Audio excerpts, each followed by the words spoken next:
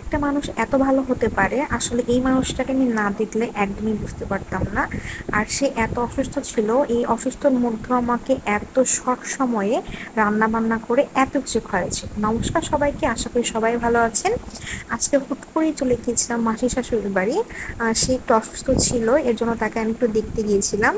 তো তারপর সে আমি যাওয়ার সাথে সাথে আমাকে চা আর বিস্কুট আগে খেতে দিয়েছে, আর এরপর তখন সে রান্না করেনি দুপুরে রান্না, কারণ আমি গিয়েছিলাম 12টার দিকে। সে সব কিছু তৈরি করে রেখেছে, শুধু রান্না করবে। আর আমি যাওয়া মাত্রই সে তো চা খেতে দিল, এরপর সে রান্না বসিয়ে দিল, কারণ আমাকে দুপুরবেলা সে না খেয়ে আসতেই দিবে না।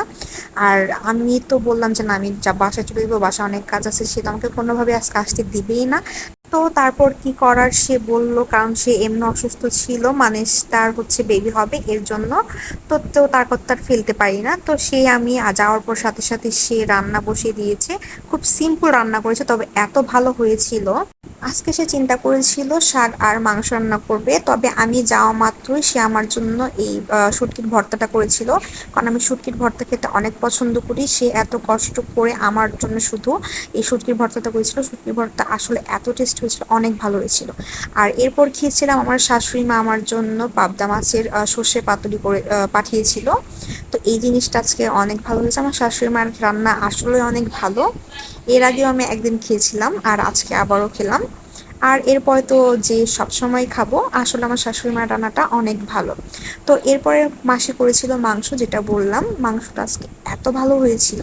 আসলে আমার মাসির শাশুড়ি রান্নাটা অনেক টেস্টি।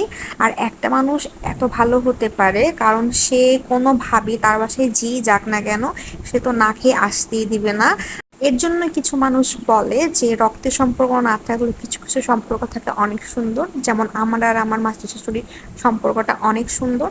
আর এরপরে খেয়েছিলাম আম দিয়ে টক ডাল, এটাও যদিও তাদের মেনুতেই ছিল। আর আমার জন্য চাটনি করেছিল, কারণ আমি চাটনি খেতে খুবই পছন্দ করি। আর আজকের চাটনিটা অনেক ভালো হয়েছিল। তো আজকের ভিডিওটি এই পর্যন্তই। ভিডিওটি ভালো লাগলে আমার লাইক ফলো করবেন। ধন্যবাদ সবাইকে।